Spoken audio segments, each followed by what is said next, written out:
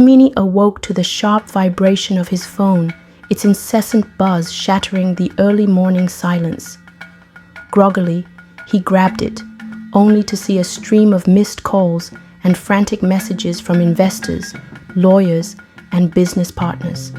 His pulse quickened as the subject lines jumped out at him. Urgent, project collapse, account suspended, repossession notice. The air around him seemed to thicken. "This has to be a mistake," he muttered, throwing on a shirt and rushing out the door. By the time he arrived at his office, chaos awaited. His assistant, usually calm and collected, looked pale and jittery. She held a stack of papers with trembling hands. "Sir, it's bad," she stammered. "Really bad." "Just tell me," Timini barked, his frustration spilling over. "Morenik," she said, barely above a whisper. "She's assumed ownership of everything. The accounts, the properties, all of it. She filed the transfer documents. They're legal, sir." The words hit him like a physical blow. His knees buckled, and he braced himself against the edge of the desk. "No, this can't be happening," he rasped, his voice hollow. But it was. The assistant handed him the stack of legal documents, each one bearing his signature, each one a piece of his empire he had unknowingly handed over. Timini's mind raced. How? How could she have done this? Desperation clawed at him as he sped home, his thoughts a jumbled mess of disbelief and fury. The mansion that had always been a symbol of his power now felt cold and lifeless. The staff scattered at the sight of him, their heads lowered, their movements hurried. He stormed up the grand staircase, the weight of betrayal pressing on his chest. Entering the master bedroom, he froze. There she was, Moreniki. She sat by the window, bathed in the soft morning light, her posture calm and poised. Her face betrayed no emotion as she turned to face him. "You destroyed me," Timini spat, his voice shaking with anger. "You took everything." Moreniki stood slowly, her gaze steady. "No, Timini," she said coolly. "I didn't destroy you. I taught you a lesson." "A lesson?" His voice rose, laced with bitterness. "You call this a lesson? You ruined my life." Moreniki stepped closer, her expression unflinching. "No, Timini," she repeated, her tone firmer. "You ruined your own life. Your arrogance, your greed, and the way you treated people, especially women, made this inevitable. I didn't take anything from you that you didn't hand me on a silver platter. You trusted me because you underestimated me, just like you underestimated everyone else." Her words sliced through him, leaving him raw and exposed. For the first time, Timini found himself truly speechless. The weight of her truth crashed down on him like a tidal wave. Moreniki's voice softened, but her gaze remained steely. "Maybe next time you'll learn to value people instead of using them." Defeated and hollow, Timini packed his bags the next day. The drive back to Imor felt like a march of shame. As the SUV rolled into the village, the once adoring whispers of the villagers were replaced with murmurs of pity. "He's lost everything," they said, shaking their heads. Mama Bakara greeted him at the door, her face a mix of sorrow and resolve. She pulled him into a tight embrace, but her words were sharp and clear. "I warned you, my son. Pride goes before a fall, and you fell hard." Timini had no argument. His shoulders slumped as he wandered the fields aimlessly over the following days, haunted by the ghost of his former life. The mansion, the cars, the power, it all seemed like a distant dream, overshadowed by the woman who had bested him at his own game. Meanwhile, in Lagos, Moreniki was thriving. The assets she had seized from Timini became the foundation of her growing empire. She expanded her fashion business, not just nationally, but internationally, becoming a name synonymous with innovation and power. Her face graced magazine covers, and her designs walked the most prestigious runways. She was no longer the underestimated village girl. Morenike Bakare had transformed into a force that demanded respect, and she had done it on her own terms. Standing on the pinnacle of her success, Morenike Bakare was now a household name. Her designs adorned magazine covers, her brand became synonymous with elegance, and her empire expanded beyond the borders of Lagos. Yet, as she stared out of her office window, overlooking the bustling city, her thoughts strayed to the man she had left behind, Timini Bakare, the man who had underestimated her, trusted her, and ultimately handed her the tools to dismantle his empire. She had achieved her goal, proving that power could be reclaimed and respect demanded. But a question nagged at her. Was this truly the end for Timini, or was it the beginning of something greater? In Emor, Timini sat on a weathered wooden bench outside his mother's humble home. The dusty road stretched endlessly before him, and with it, the remnants of the life he had once known. The villagers' whispers followed him everywhere, a reminder of how far he had fallen. The once proud billionaire, adorned with suits and surrounded by luxury, was now a man stripped bare. Yet, in the stillness of Emor's hills, Timini began to see his arrogance for what it truly was: hollow bravado. He replayed the broken relationships, the women he had treated as conquests, and the trust he had abused. Each memory was a shard of glass, cutting deeper into his pride. One evening, as the sun dipped below the horizon, his mother joined him on the veranda. "My son," Mama Bakare said softly, her voice carrying the weight of wisdom, "you've spent enough time mourning. It's time to rebuild."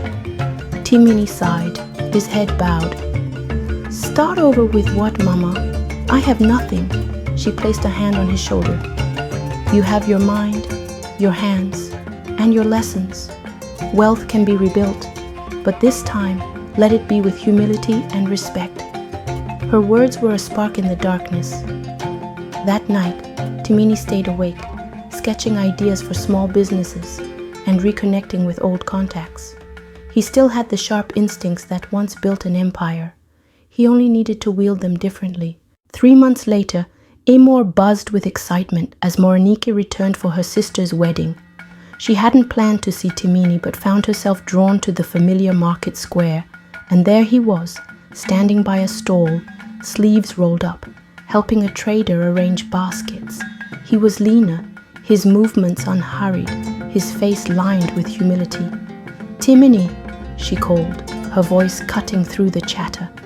He turned, and for a moment their eyes locked. The man who had once radiated arrogance now stood before her, grounded and unguarded. "Morenike," he said, his voice steady but softer than she remembered. The villagers watched in curiosity as Morenike gestured for them to talk privately under the shade of a large tree. Seated on the grass, Morenike studied him carefully. "You seem different." Timini nodded, his gaze unwavering. "I had to be. Losing everything showed me who I really was.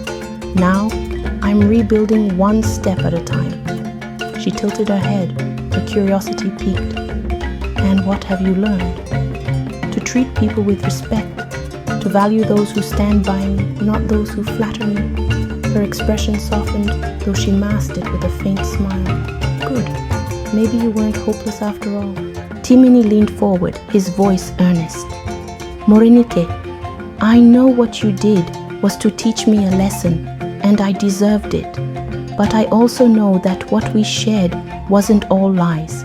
I need you to know I'm sorry for everything." Her walls went up instinctively. "Apologies don't erase the past, Timini." "No," he said, his voice quiet yet firm. "But they can build a better future." For the first time since their marriage, Morenike felt her resolve falter.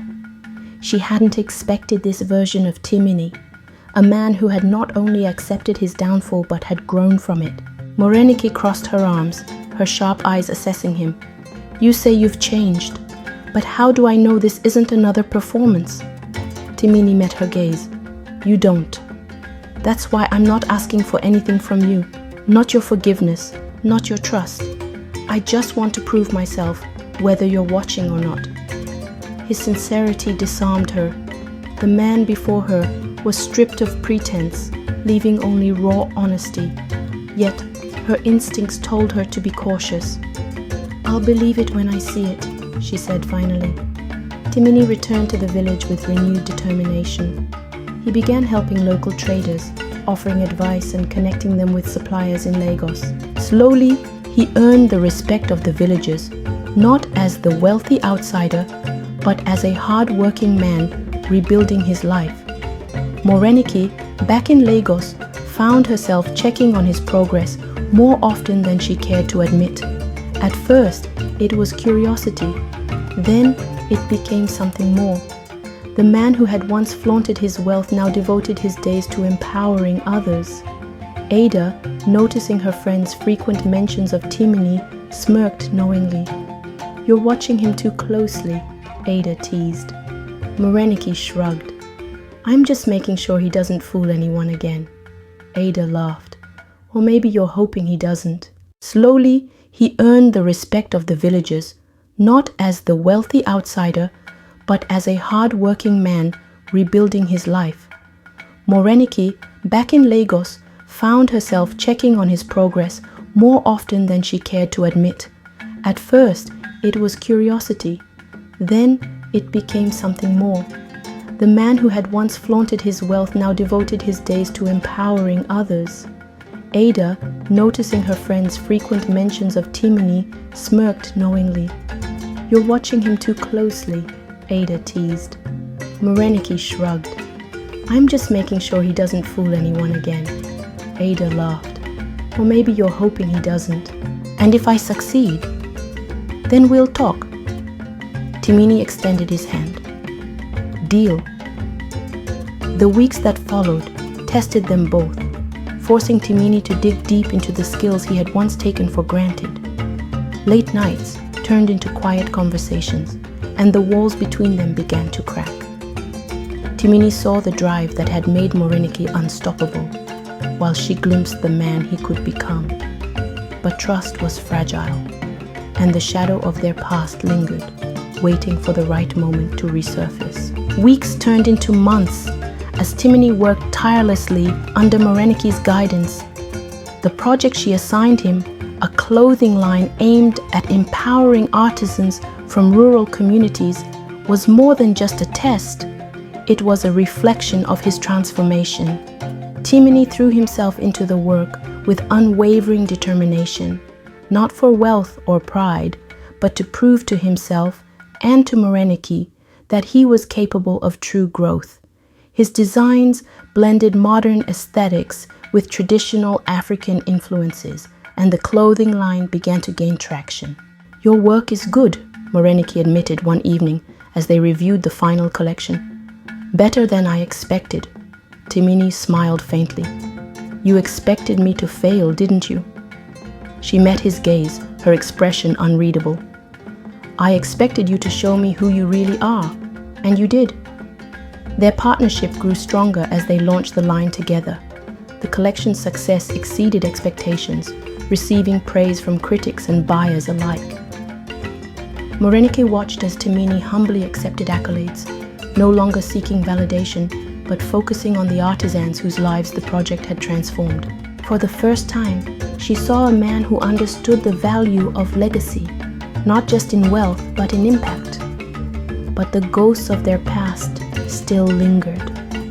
Crystal, Folklore, and the doubts of their critics continued to cast shadows over their newfound partnership. One day, an anonymous exposé surfaced, dredging up details of Timini's former exploits and hinting at Morenike's calculated rise to power. The media frenzy threatened to undo their progress. We should ignore it, Timini suggested, his tone calm yet firm. Morenike shook her head. Number, if we ignore it, we let others define our story. Together, they held a press conference, Standing side by side, they addressed every accusation with honesty and vulnerability. "I was once a man driven by arrogance and greed," Timini confessed to the reporters. "I hurt people and I paid the price, but that fall was my salvation. It taught me to rebuild, not with pride, but with purpose." Morenike followed, her voice steady and strong. "I am not ashamed of my journey. Yes, I fought for what I have, and yes, I made bold decisions, but I've always done so with integrity. Together, we've built something not just for ourselves, but for those who believed in us." Their authenticity resonated. Public opinion began to shift, and their critics grew silent. Months later, as they stood on the balcony of their newly rebuilt home overlooking the Lagos skyline, Timini turned to Morenike. "I've learned one thing," he said softly. "And what's that?" she asked, tilting her head. "That redemption isn't a destination, it's a journey, and I want to spend the rest of mine walking it with you." Morenike smiled, her eyes shining with quiet pride. "You've come a long way, Timini Bakare. But the journey doesn't end here." "It doesn't," he agreed, taking her hand. "But as long as we walk it together, I think we'll be fine." The years that followed saw the duo rise as one of Lagos's most admired power couples. Morenike's fashion empire expanded globally, creating opportunities for young designers across Africa. Timini's consultancy flourished, and his mentorship programs became a beacon of hope for struggling entrepreneurs. Their partnership wasn't without challenges, but they faced each one with a unity forged through fire. They built a family rooted in love, trust, and mutual respect, with Mama Bakare's wisdom guiding them through. Their story became a testament to the power of transformation, the importance of humility, and the strength of a love born not from perfection, but from perseverance. On a quiet evening in Imor, Timini and Morenike sat under the same tree where they had first reconnected. The village buzzed with life around them, and their laughter mingled with the warm breeze. Timini glanced at her, his heart full. "You know, Morenike, I used to think life was about winning, but you showed me it's about becoming." She smiled, leaning her head on his shoulder. "And you showed me that even the proudest man can change if he's willing to try." As the sun dipped below the horizon, painting the sky in hues of gold and crimson, they sat together, two souls who had fought, fallen, and risen again. Together, they had rewritten their destinies. Dear viewers, the story of Timini and Morenike teaches us powerful lessons about life, love, and transformation. 1. Humility is strength. No matter how high we rise, arrogance and pride can lead to our downfall. True strength lies in humility and the willingness to learn from our mistakes. 2. Growth through adversity. Timini's journey shows that failure isn't the end. It's an opportunity to rebuild, learn, and become better. 3. Partnership over power. A successful relationship is not about dominance or control, but about mutual respect, trust, and shared growth. 4. Redemption is possible. No one is beyond redemption. With sincerity, effort, and genuine change, even the most broken relationships can be mended. 5. Empowering others. Empowers you. When we lift others up, we also rise. Morenike's decision to empower artisans and Timini's mentorship programs highlight the importance of using our success to help others. To my viewers, what do you think about this thrilling conclusion to Timini and Morenike's story? Was it what you expected?